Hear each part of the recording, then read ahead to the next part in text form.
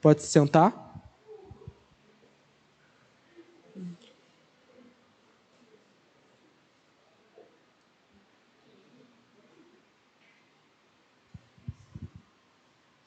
O livro de Esther, ele se passa 483 anos antes de Cristo. Ele ocorre durante o período em que o povo de Israel havia sido tirado de sua terra e estava agora dentro das terras da Assíria, sendo dominados pelos povos babilônicos. A Assíria era conhecida por ter muitos deuses, muitas deidades e por ter um comportamento não muito contido. Eles tinham uma vida promíscua e eles viviam nesse modo de vida. Era um povo violento e um povo promíscuo.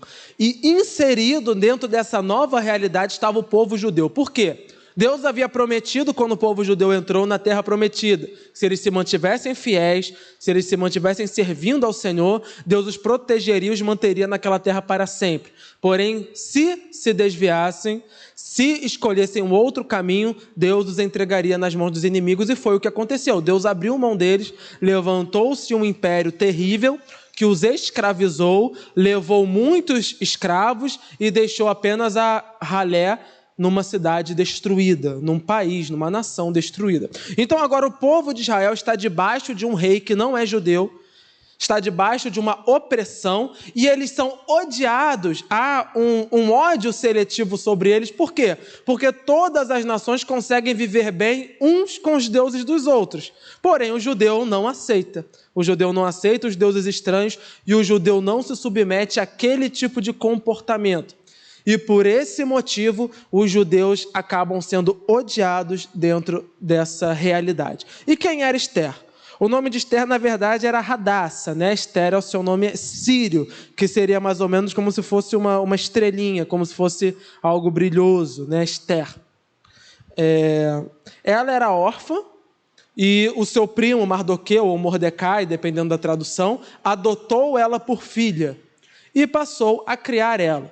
É provável que, já que ela era uma jovem muito bonita e ainda virgem, como é mencionado, que ela tivesse ali entre os 14 a 15 anos quando isso aqui está acontecendo. Então, ela era uma moça jovem que estava inserida num grande problema e da qual só ela poderia trazer solução. Óbvio que dentro da vontade de Deus. Deus escolheu ela para essa missão. Desde criança, e nós vamos ver nos primeiros capítulos, né, em especial quando ela é chamada para junto do rei, seu primo Mordecai e toda aquela situação aconselhava ela a não se revelar como judia. Aconselhava ela a viver o máximo possível sem se revelar, sem revelar a sua origem, para que não houvesse nenhum tipo de hostilidade contra ela. Isso é para a gente ver o quão complicado era aquele período em que ela estava vivendo. Ou seja, ela era uma jovem judia, mas ela tentava esconder ao máximo essa sua origem judia. Então, vamos ver como é essa complicação. Será que uma pessoa que tem por obrigação viver santa, num mundo tão pecador, consegue verdadeiramente fingir que é um ou que é outro? Naturalmente não, porque se eu sou pecador, em algum momento eu não vou conseguir fingir que sou santo. E se eu sou santo, eu não vou conseguir me fazer de pecador. Então, olha a nuvem que está em torno dessa menina. Olhem o tamanho dos problemas que cercam a mente dela.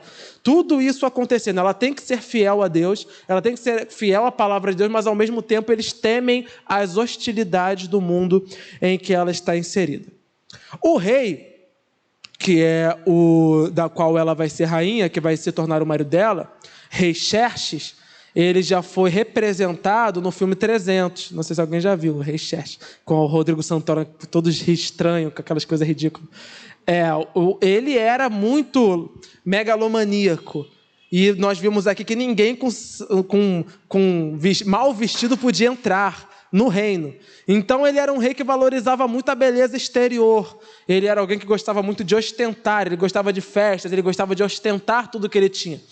E ele brigou com a rainha por quê? Ele chamou, os seus amigos para um grande banquete, os ricos e poderosos lá para um banquete, e a esposa dele fez o banquete das mulheres e ele fez o banquete dos homens. E lá, embriagado das festas e tal, ele decidiu chamar a rainha para dançar para ele ali no evento que era só para homens. Então já pode ver o constrangimento que seria. Ele queria que a rainha, que a mulher dançasse ali para ele, junto com a galera toda ali olhando. A mulher se recusou, ele ficou enfurecido e decidiu que ela não seria mais rainha.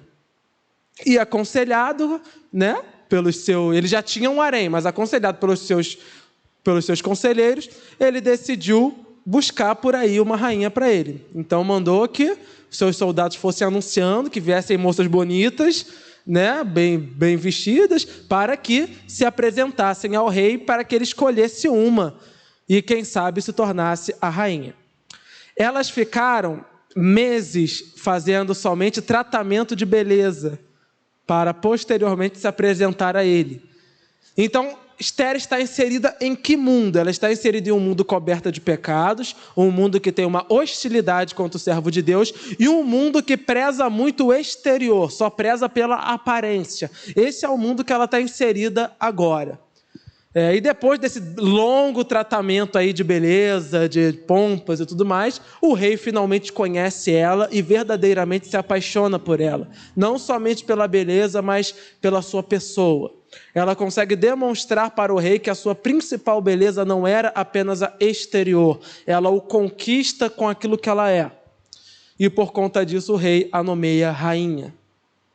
E dentro disso aparece um cara chamado Amã, que era um dos príncipes ali, era um dos conselheiros do rei, era aquele puxa-saco que fica ali toda hora, jogando semente maligna e achando que é o cara, o bambambam e tal. Ele saiu pela rua e queria que as pessoas se prostrassem diante dele. E chegou diante de Mordecai e falou, se ajoelha aí. E Mordecai falou, não, você não é o rei, eu não vou me ajoelhar a você, você não é nada, você vive lá no meio do rei, mas e aí? Consequência, ele quis que todos os judeus morressem. E começa a tramar por isso. Ele é chamado de Amã o Agatita, o que indica que ele é descendente dos Amalequitas, que é um povo que entra em guerra com Israel desde que Israel saiu do Egito, né? Tanto que tem aquela batalha, uma das batalhas mais legais da Bíblia, que eles estão no deserto e aí, né, Ur e o outro lá seguram a mão de Moisés, enquanto Moisés está com a mão erguida, a batalha acontece e tudo mais. Então, desde essas épocas já haviam problemas com essa gente. E ele é um descendente desse povo, ou seja, ele já vem com um histórico de querer perseguir, ele já naturalmente odeia essa gente. E ele começa a fazer o que hoje a gente escuta muito, que é discurso de ódio. Ele começa a pregar abertamente que os judeus são um povo cretino, são um povo terrível e que eles só fazem mal para a nação. Né? Há loucos hoje em dia que tentam conciliar, acreditem se quiserem, tentam conciliar visões supremacistas com o cristianismo. Né? Nos Estados Unidos ainda há lugares em que negros e brancos não frequentam as mesmas igrejas, porque há essa supremacia, principalmente, né, nos brancos de lá, de que há uma espécie superior e que há uma espécie inferior. E isso já existia desde aquela época. Isso é totalmente contrário à palavra de Deus. Para com Deus não há acepção de pessoas. Para com Deus não há diferença. Né? Para Deus não há homem nem mulher, não há grego nem romano. Todos somos iguais. Óbvio que Deus nos escolhe para missões específicas. Mas em questão de importância para Deus, todos somos iguais. E esse homem pregava isso. Pregava que os judeus eram maus, que os judeus faziam problema. E por ele ser muito colado com o rei Xerxes, ou rei Assuero, né? Em algumas traduções está rei Assuero, é o mesmo cara. Ele convence o rei de que aquele povo era um povo terrível, de que aquele povo era um povo mau e que eles deveriam ser caçados. A lei que foi criada não é bem que, eu rei, ordeno que essa gente seja exterminada, não bem assim. Mas é como se o judeu tivesse perdido todos os direitos dele. Então, perdendo todos os direitos dele, se o inimigo matasse um judeu, não aconteceria nada com ele. Então, é como se viesse aí a autoridade e falasse, a partir de hoje, quem é... Vou pegar um povo aqui. Quem é ruivo não tem mais direito a nada. Então, se uma menina ruiva for estuprada, dane-se. Se um homem ruivo for assassinado, não estou nem aí, não tem mais direito a nada. São pária da sociedade. Se essa gente morrer, melhor para nós. Fazendo isso numa população que naturalmente já quer pegar os judeus, praticamente o rei assinou a carta de morte dessa gente. Então eles ficaram entregues à própria sorte. E esse período que Mordecai fala aqui, esses dias que ele fala, são os dias que tem até o decreto valer. Porque o rei, a lei da Síria era o seguinte: se o rei fizesse uma lei, não poderia de forma alguma, nem mesmo ele voltar atrás. Por quê? Já podemos imaginar que muitos reis criavam leis, até que um rei falou: ó, se algum rei um dia voltar atrás com a palavra dele, ele morre. E Amã sabia disso. Ele, igual uma cobra, igual uma serpente, ele age dessa forma, sabendo que o rei não poderia voltar atrás. E o povo judeu está perdido. Por quê? Porque os judeus não tinham direito a portar armas, porque eles foram dominados. Se você domina um povo, você não vai dar arma para ele. Eles vão se rebelar. Até porque eles não concordavam com os deuses e tudo mais. Então eles não tinham direito a armas, eles não tinham direito a segurança, e eles eram um povo que já foi maltratado. Então tinha muito velho, tinha muita criança, tinha gente ali que nunca lutou na vida. Todos agora sob grande ameaça. Ela estava inserida em uma situação onde havia hostilidade contra a sua fé, um mundo que só prezava a beleza exterior. Estava agora num casamento que, embora o rei a amasse muito, foi um casamento estranho, uma situação estranha em que ela está inserida, e agora ela está dentro de uma circunstância de perseguição. É muito diferente do que o cristão sofre ou do que o cristão vai sofrer um dia? Não. Nós somos também inseridos em um mundo cujos valores não são os nossos. Falar que você é um menino virgem nesse mundo, você vai ser zoado, vai ser escrachado, vai ser aniquilado pela rapaziada. Né? Até a menina agora já está passando por isso. Falar que já era. Os nossos valores já são vistos, né, como algo ultrapassado, como algo que não encaixa. Nós já somos alvo desse tipo de hostilidade, porque, acredite ou não, eles se ofendem, mesmo que a gente não diga nada contra eles. Eles se ofendem. Se você falar que não mente, eles se ofendem. E ficam com raiva de você, mesmo que você nem repreenda eles. Não, você pode mentir, só que eu não minto. O quê? Eles ficam revoltados, porque a santidade ofende quem não é santo. Ele sente como se, esse cara pensa que é melhor que eu. Essa aí pensa que é melhor que eu. Era isso que aquele povo pensava, né? Porque essa gente aí pensa que é melhor que a gente. Eles pensam que os deuses deles são melhores que os nossos. Eles não se misturam, eles agem como se não fossem como nós, como se fosse um povo superior. Não é mais ou menos isso que pensam sobre nós e que falam sobre nós, às vezes até dentro do nosso lar, às vezes até dentro da nossa convivência. Pessoas que olham para nós e... por que se acha melhor que eu? Está pensando o quê?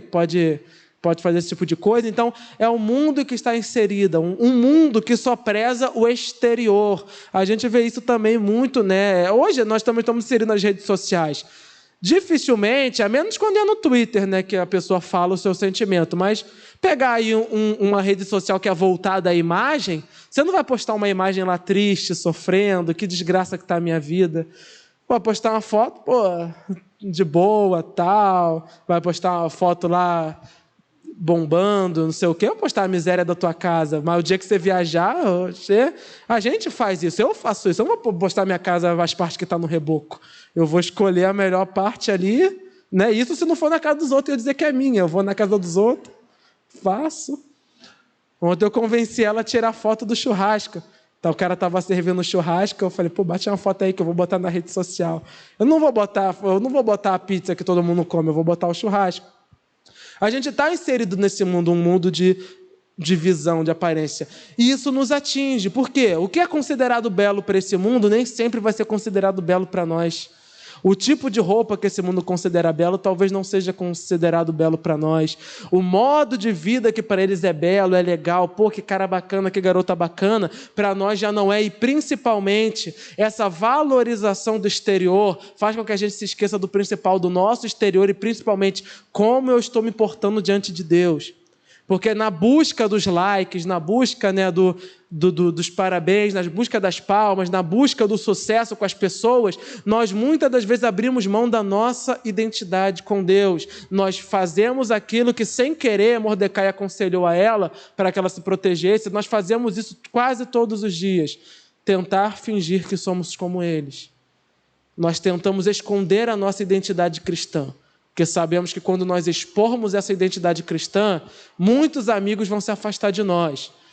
Muitos passeios, muitas festas que nós somos convidados, nós não seremos mais.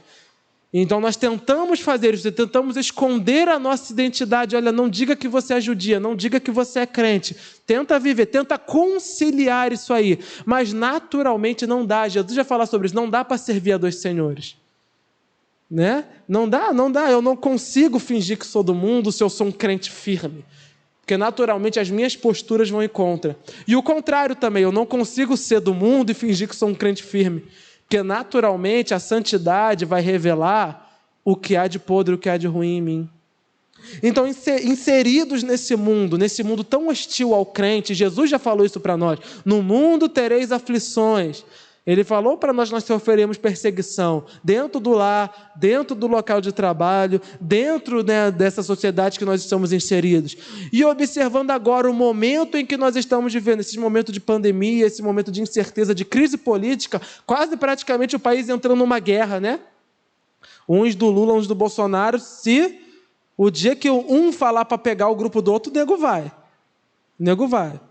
Porque as pessoas, elas seguem cegamente os líderes.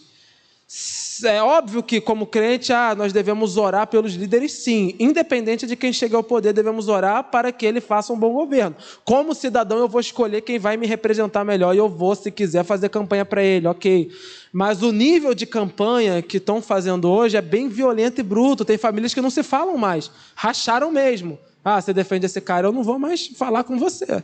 Você defende esse outro, eu não vou mais, não quero mais olhar na sua cara. Estão nessa luta, seguindo esses homens. E aí a gente já viu, um já pegou Covid, pode morrer a qualquer momento, é um homem, morreu, e aí? A minha vida está baseada nele, minha vida está baseada no outro, que já tem 70 e poucos anos, pode também a qualquer momento.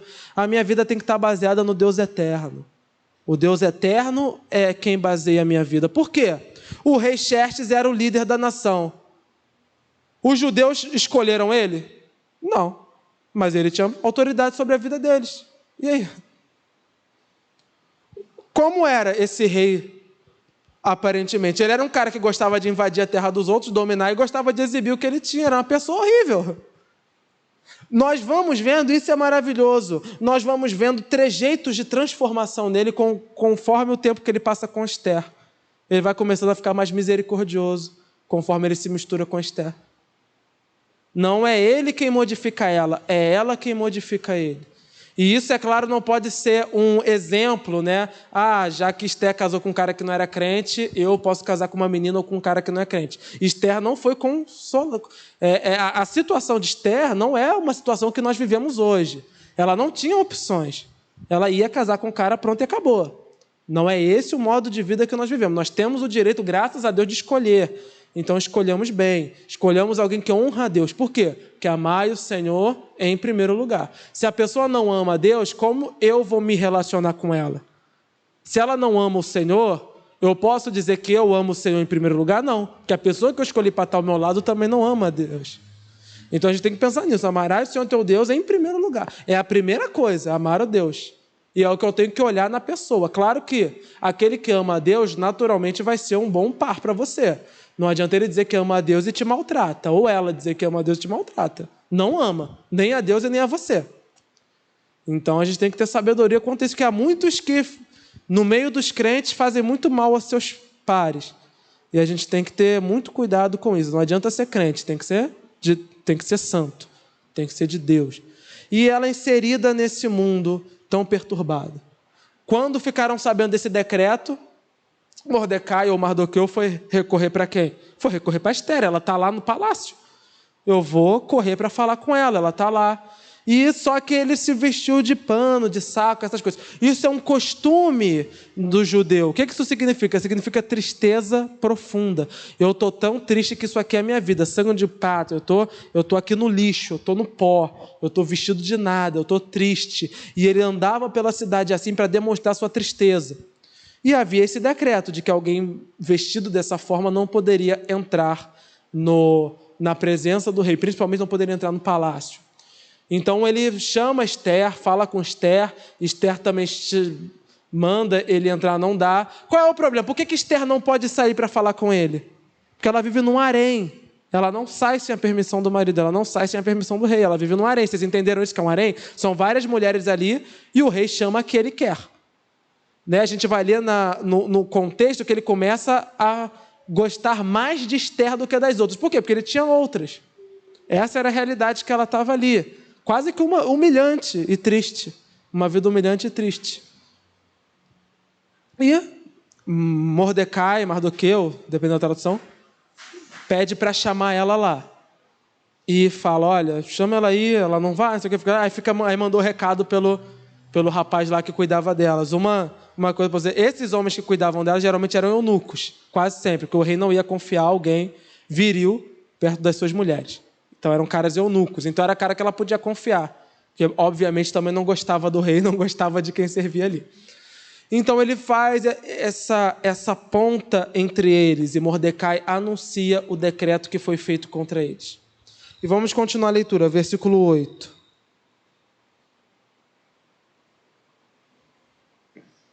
Não, vamos ler o 7 de novo, só para a gente ter uma noçãozinha do que está acontecendo. Mardoqueu ele contou para o servo de Esther tudo o que lhe tinha acontecido e quanta prata Amã tinha prometido depositar na tesouraria real para a destruição dos judeus. Deu-lhes também uma cópia do decreto que falava do extermínio e que tinha sido anunciado em Suzã, para que ele o mostrasse a Esther e insistisse com ela para que fosse à presença do rei implorar misericórdia e interceder em favor do seu povo. Ata retornou e relatou a Esther tudo o que Mardoqueu lhe tinha dito. Então ela o instruiu que dissesse o seguinte a Mardoqueu: todos os oficiais do rei e o povo das províncias do império sabem que existe somente uma lei para qualquer homem e mulher que se aproxime do rei no pátio interno sem ele ser chamado, será morto. A não ser que o rei estenda o cedro de ouro para a pessoa e lhe poupe a vida. E eu não sou chamada à presença do rei há mais de 30 dias, ou seja, o marido não vê a esposa há mais de um mês. Quando Mardoqueu recebeu a resposta de Esther, mandou-lhe dizer: não pense que pelo fato de estar no palácio do rei, você será a única entre os judeus que escapará.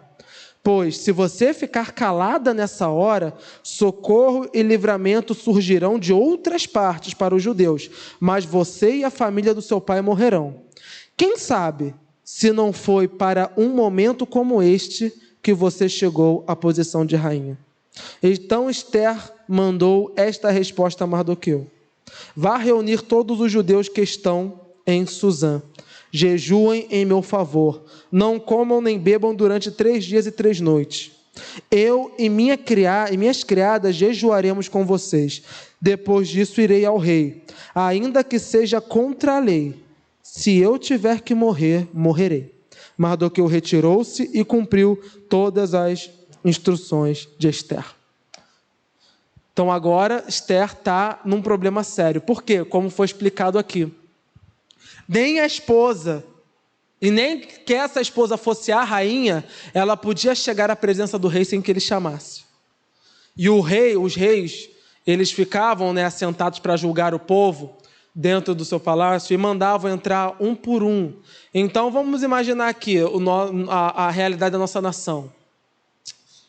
A fila para a defensoria pública, para ser atendido por um advogado público, é imensa. As filas para conseguir qualquer benefício do governo são imensas. E nós estamos falando de uma nação cujo líder tem obrigação de ajudar. Ele não ajuda por amor, não. Ele ajuda porque ele é obrigado. Agora imaginem uma realidade onde o rei só ajuda se ele quer, se ele estiver de bom humor. E ele faz aquilo que ele quer. E ele recebe quem ele quer, na hora que ele quer, quando ele quer. Então, havia toda aquela gente que ficava ali na dependência e na esperança que o rei apontasse o cetro e falasse, pode entrar. E que nesse dia ele tivesse de bom humor e falasse, eu vou resolver a tua causa. Então, olha a dificuldade para chegar até esse homem. Então, Esther, ela não está pulando para fora, não. O que ela está dizendo é impossível chegar nele no prazo que nós precisamos para chegar. Não dá. Não vai dar tempo. Eu posso até morrer se eu insistir. E aí Mardoqueu dá essa resposta. Qual era a esperança de Mardoqueu? E é isso que tem que... É a principal mensagem que temos aqui. Ele fala para ela, socorro e livramento virão de outros lugares. Ele vai buscar o socorro da Esther. Mas a esperança dele está depositada em Esther? Não. Ele sabe que se Deus quiser, Deus vai operar maravilhas com ou sem ela. E é uma coisa que nós precisamos colocar no nosso coração nos dois sentidos. Primeiro, Deus não depende de nós para nada. Segundo, nós não precisamos de pessoas para nada.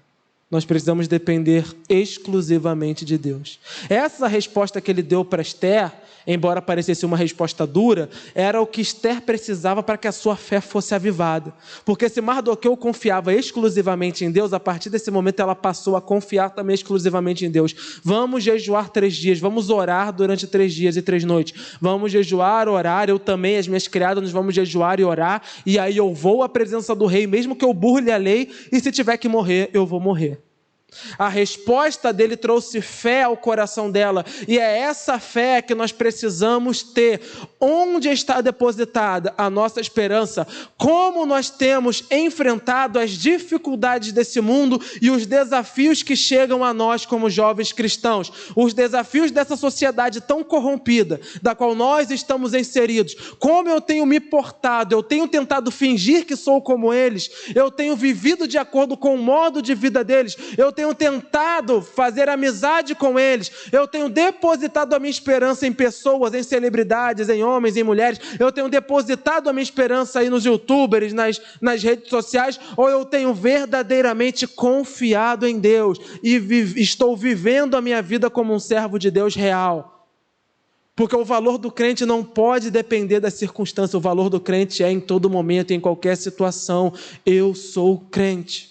Eu sou servo de Deus, eu confio no meu Deus, eu vivo de acordo com a lei do meu Deus, mas eu estou numa sociedade que não valoriza isso. Não importa, o que importa é, Deus precisa olhar para mim e me valorizar. Deus precisa olhar para mim e falar como ele falou para Jó, servo fiel, justo, que se desvia do mal. É isso que nós precisamos ouvir de Deus. As palmas desse mundo levam ao inferno. Os aplausos desse mundo levam ao inferno. Nós precisamos buscar a Deus e confiar no Senhor.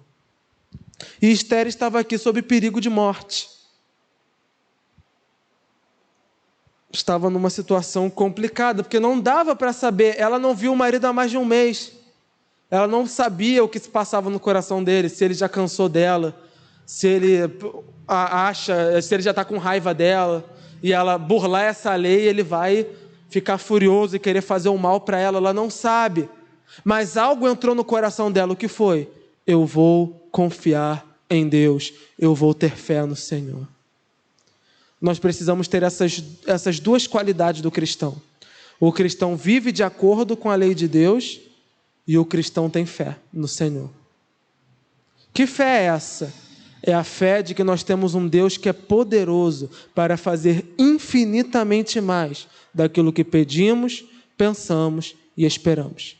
O crente, o jovem cristão, como ele vai conseguir enfrentar esse mundo? Ele enfrenta esse mundo fazendo isso aqui, jejuando e orando. Jesus Cristo falou para os seus discípulos, essa casta não será expulsa, senão por jejum e oração. Ele está falando de demônios.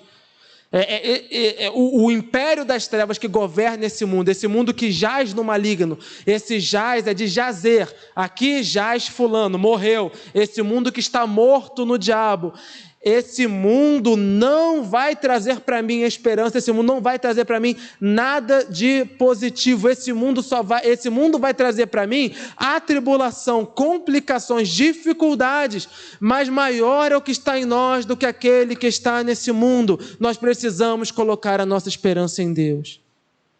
Precisamos colocar a nossa esperança em Deus. Nós somos jovens, nós somos os últimos dos últimos aí na fila de vacinação. Como vai ser a nossa postura diante do mundo? Vai ser uma postura de irresponsabilidade e loucura? Ou vai ser uma postura de medo, pânico e terror? Ou nós vamos encontrar o equilíbrio na palavra de Deus, vivendo de acordo com os preceitos do Senhor, honrando a Deus sobre todas as coisas? É ilusão que essa gente acha, né, de falar, o mundo vai ser melhor, nós vamos melhorar. Não vai, as pessoas estão cada vez mais egoístas, cada vez mais soberbas, cada vez mais cruéis. Nós vemos isso a cada dia, as pessoas estão cada vez mais cruéis, cada vez mais. Não são as atribulações que vão mudar o coração delas, o que vai mudar o coração delas é Cristo Jesus. Jesus tem o poder de mudar os corações. É Jesus que vai mudar a tua casa, vai mudar a tua família, é Jesus que vai mudar você. Mas para isso acontecer, você tem que jejuar e você tem que orar. Você tem que buscar ao Senhor constantemente. Como termina o livro de Esther? Deus não envia uma praga terrível sobre aquela gente e morre todo mundo. Deus não faz, né, um milagre maravilhoso no sentido de visão, porque Deus está operando aqui em todo momento. Nós vemos isso, né? O que Mordecai falou? Será que não foi para isso que você chegou aí? Quem colocou Esther lá? Foi Deus. Poxa, mas que vida difícil que ela estava, né? Deus às vezes nos coloca em caminhos difíceis. Deus nos coloca em situações complicadas. Gideão estava em paz na casa dele, Deus foi lá chamar ele para entrar numa guerra. Moisés estava feliz lá cuidando das ovelhinhas, Deus chamou ele para libertar o povo. O Pedro e André estavam lá, pescadores, estavam nem querendo saber de problema nenhum. Deus chamou eles para um caminho que terminou todo mundo morto. Deus nos chama para caminhos difíceis e complicados. Mas a pergunta é, por que Ele me colocou nesse caminho? E o que Ele quer de mim nesse caminho? Não compete a nós questionarmos a vontade de Deus. Nós, como servos do Senhor, devemos nos submeter. Ele me colocou à frente dos adolescentes. Louvado seja o nome do Senhor, farei o meu melhor. Porque eu estou aqui para isso, é para honrar a Deus, é isso que eu vou fazer. Fui chamado para dar aula lá com as crianças, fui chamado para diaconia jovem, para ser músico, né? Estou para ser chamado para alguma coisa. Para que eu estou aqui? Por que eu estou na igreja em especial? Cheguei aqui na igreja, não faço nada, estou aqui e tal. Por quê? Por que Deus me colocou aqui? Por que Deus me colocou nessa família em específico? Por que Deus me colocou nessa escola em específico? Por que Deus me colocou nesse emprego em específico? Para tudo Deus tem os seus propósitos. O crente não acredita em acaso. Deus governa e controla todas as coisas. Por que Deus me colocou aqui? Ele me colocou aqui porque Ele quer que eu seja sal e luz nesse lugar em que eu estou inserido. E é minha responsabilidade como servo de Deus tomar posição nesse lugar em que eu estou e me declarar, eu sou cristão e Deus tem uma obra a fazer na minha vida. E Deus vai alcançar pessoas através da minha vida. E Deus vai transformar vidas através de mim e vai me usar na sua obra. E ainda que esse caminho me traga dor, eu sei que no final a coroa da vida está reservada para mim. A minha esperança está no Rei soberano. No Rei soberano. Acima do rei Xerxes, Assuero, havia o Rei soberano. E é nele que Mordecai está confiando. Socorro virá de outros lugares. Ele sabe, se necessário for, Deus levanta um outro reino para vir aqui proteger o seu povo. Por quê? Porque Deus prometeu que essa gente viveria até a vinda do Messias.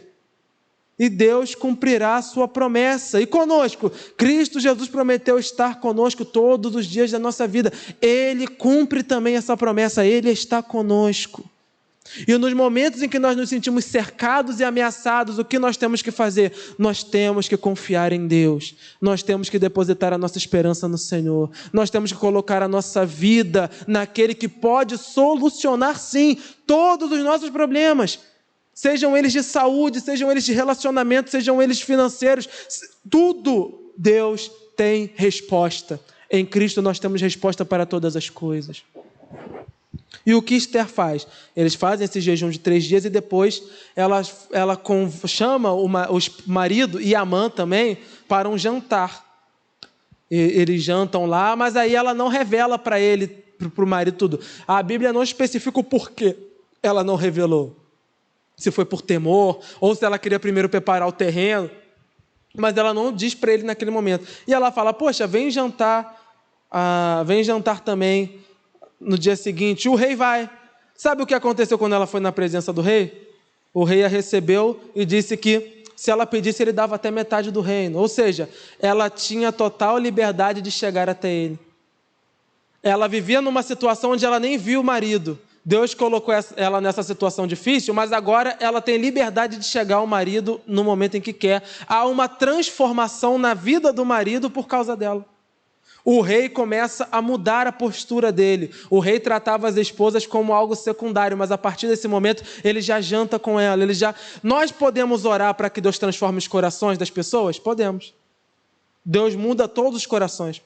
Quando o povo de Israel saiu do Egito, Deus falou que eles dariam as riquezas deles para o povo de Israel. Quando eles saem, eles começam a dar as coisas para o povo de Israel ir embora, para as pragas saírem. Eles saem. Deus pode fazer até os nossos inimigos nos abençoarem se Ele quiser. Nós temos que orar. O professor lá está me perseguindo. Ora por ele, porque Deus é poderoso para mudar essa pessoa. Ora pela autoridade que está sobre a sua vida. Ora pelo parente. Deus pode transformar os corações. Olha a transformação que Ele faz nesse homem. O rei fala, se tu quiser eu te dou metade do meu reino. Vem, você vai vir jantar? Vou. E amanhã? Vou também. Ela passa agora a desfrutar do amor do marido, coisa que não tinha. E nesse segundo jantar ela revela, eu sou judia. E esse homem aí, teu amigo, teu companheiro, teu compadre, bolou um plano perverso e cruel para que todos os judeus sejam exterminados. Porque constantemente ele prega ódio contra os judeus. E esse decreto só vai servir para o extermínio de todos os judeus. E eu também vou morrer. Porque eu estou me revelando aqui na tua frente. Eu sou judia. Se quiser fazer cumprir a lei, eu vou morrer também. Olha a situação. O rei fica com a cabeça doida, sai para pensar um pouco, vai lá para o pátio pensar. E Amã fica ali ajoelhado, pedindo misericórdia a ela. O cara que odiava os judeus agora estava ajoelhado para uma judia pedindo misericórdia. Deus humilha aqueles que se exaltam. E humilha também os inimigos do seu povo. Estava ali ajoelhado. Quando o rei voltou, ele estava pedindo tão incessantemente para que Esther atendesse seu pedido. O rei olhou e falou, ele está querendo forçar a rainha agora. Esse forçar, o rei pensou que ele estava querendo abusar de Esther. De tão chato que Amã estava ali clamando, pedindo igual um verme ali, rastejando diante dela, que o rei pensou que ele estava querendo abusar e mandou matar. Botaram um saco preto na cabeça e não interessa a cultura. Você botou um saco preto na tua cabeça, tchau. Do Rio de Janeiro a Bugalha, botou um saco preto na tua cabeça, entrega teu caminho ao Senhor, confia nele e vai. Segura na mão de Deus e vai. E ele tinha feito uma corda especial para Mordecai. Tão ódio, o cara é uma peste. Ele tinha feito uma corda especial. Esse judeu eu mesmo vou matar, eu vou querer preso aqui. Onde ele foi morto? Naquela corda.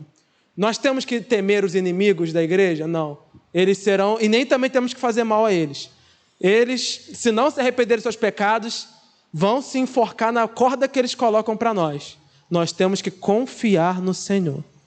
Confiar no Senhor. Esther confiou. Mas e agora? O rei não pode voltar atrás da sua palavra. Como é que vai resolver a situação?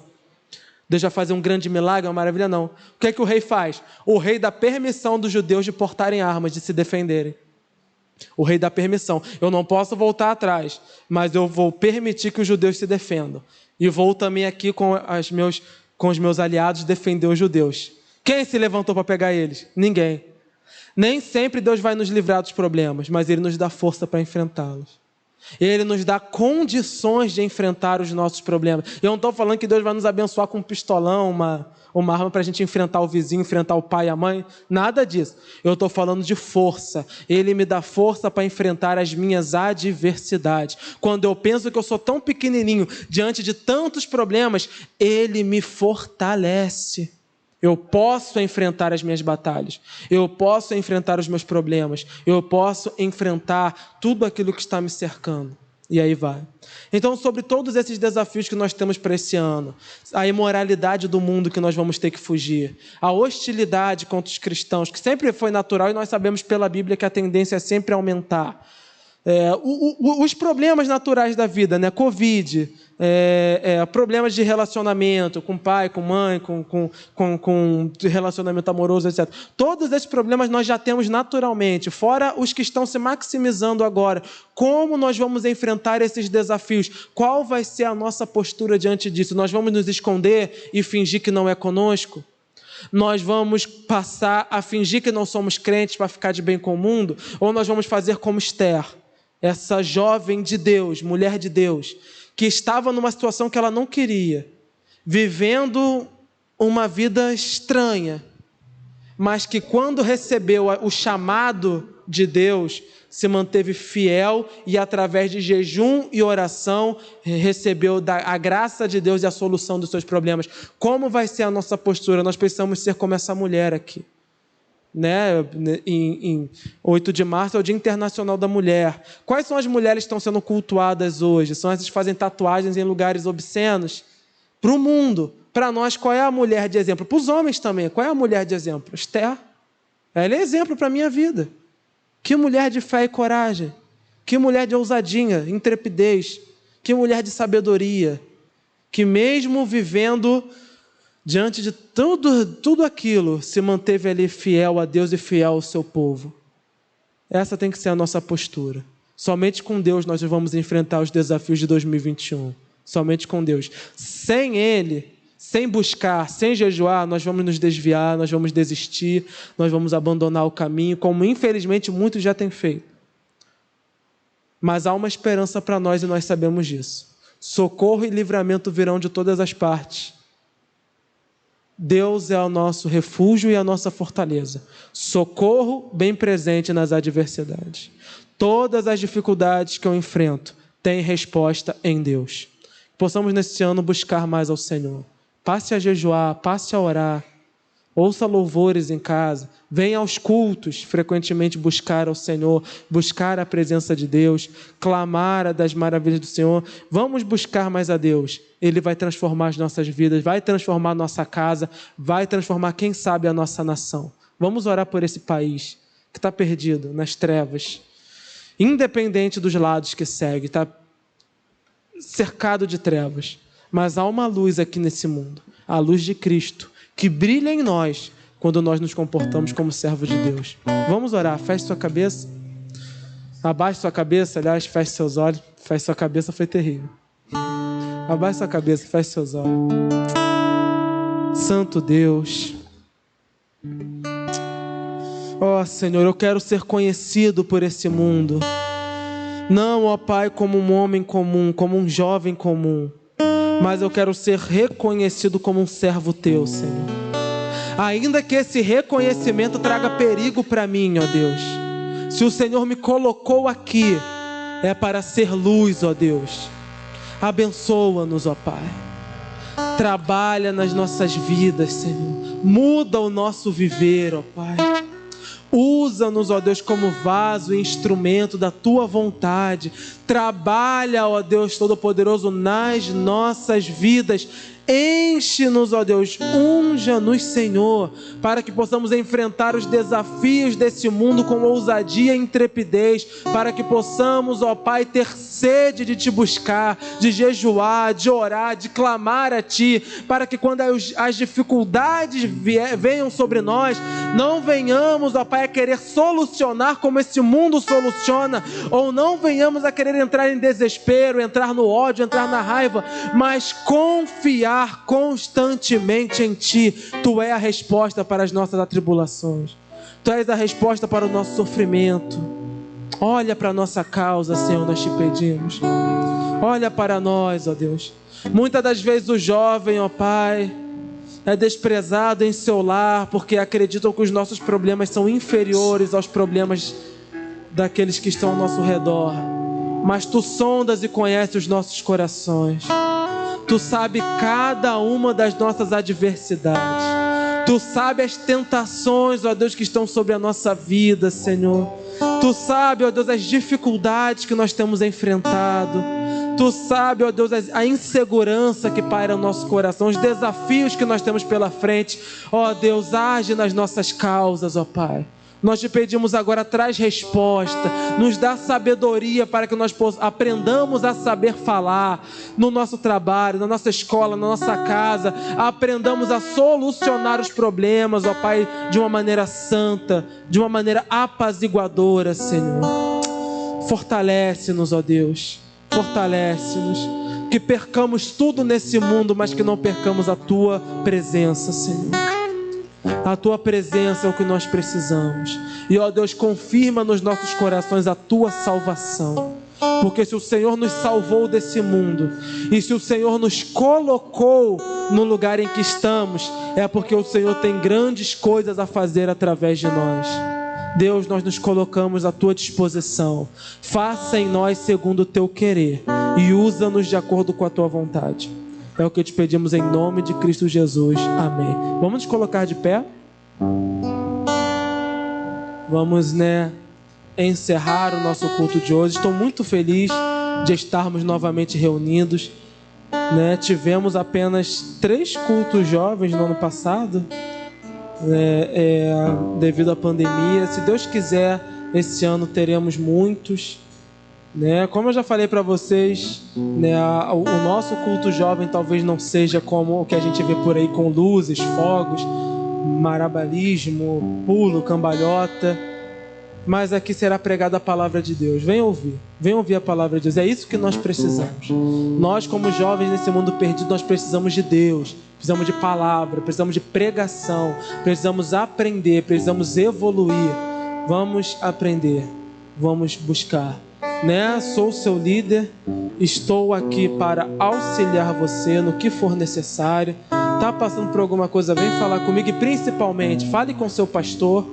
Não há por que ter medo de falar com o pastor, nem timidez em falar com o pastor. Ele não vai te martirizar, ele não vai te abater. Ele é um homem de Deus.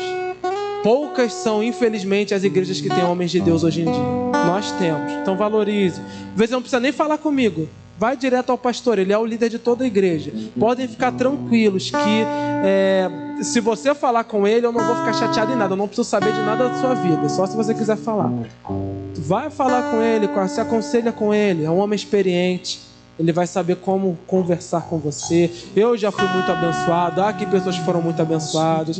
Ele vai fazer um aconselhamento, ele vai acompanhar você, porque às vezes nós não temos, às vezes nós precisamos de um olhar de fora. Às vezes tem coisas que não dá para falar com o pai, não dá para falar com a mãe. É bom que se tenha uma boa intimidade com o pai e a mãe, mas a gente sabe que tem determinados assuntos que é bom que haja alguém de fora. Então eu estou aqui, o teu pastor está aqui. Vamos orar junto, vamos buscar junto, tá bom? E vamos evoluir nessa caminhada, amém? Então eu peço aí a sua ajuda, na questão aí dos esportes. Me ajuda a buscar aí um lugar maneiro pra gente, tá? Como eu falei, qual é o nosso padrão? Barato e que fique muito tempo. Esse é o padrão. Sendo muito bom, melhor ainda. Louvado seja Deus, Ele faz muito mais. Mas sendo barato, num lugar tranquilo, e que a gente possa ficar um bom tempo, uma tardezinha legal, fala comigo aí pra gente buscar, valeu? Vamos entregar o Senhor nosso culto. Santo Deus, eu te agradeço por eu estar aqui com os meus irmãos, ó Deus. Eu não conheceria talvez nenhum deles se não fosse a tua salvação que nos uniu e nos transformou como família, Senhor. Cada um deles, ó Pai, faz parte de mim pelo teu corpo. Que eu possa amá-los como meus irmãos de sangue, porque é o sangue de Cristo que nos une. E que eu jamais queira que eles fiquem distantes de mim, mas ao contrário, que cada um deles, ó Deus, possamos ser amigos, que haja comunhão no nosso meio. É o que eu te peço, comunhão, Senhor. Que haja comunhão sobre nós. Que possamos, ó Pai, viver unidos de acordo com a tua vontade, vivendo de acordo com o teu preceito. Eu te agradeço por esse culto, te agradeço pelo nosso estado ter saído da zona vermelha. Salva-nos, ó Deus, Guarda a nossa cidade, guarda o nosso estado, Senhor. Que, ó Deus, essa doença caia por terra em nome de Cristo Jesus. Que, ó Deus Todo-Poderoso, que as vacinas tenham efeito, ó Pai. Que esse povo seja imunizado, ó Deus. Que essa doença, ó Deus, seja refreada, para que a Tua igreja possa Te adorar em liberdade, Senhor. Para que o Teu nome seja glorificado. Livra todos nós, ó Deus, de todas as enfermidades que cercam esse mundo. Livra-nos da hostilidade desse mundo e nos dá força para enfrentar os desafios do dia a dia. Nós entregamos as nossas vidas nas Tuas mãos, no nome santo de Cristo Jesus. E que todos digam, vamos dar uma salva de palmas ao nome do Senhor. Glórias a Ti, louvado e exaltado seja o Teu nome. Vamos na santa paz, que Deus nos guarde e nos proteja de todo mal, em nome de Cristo Jesus.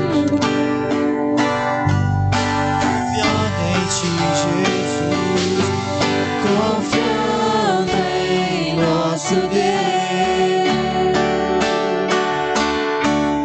em seu eterno amor, não seremos abalados, não seremos abalados, não seremos abalados. Aleluia.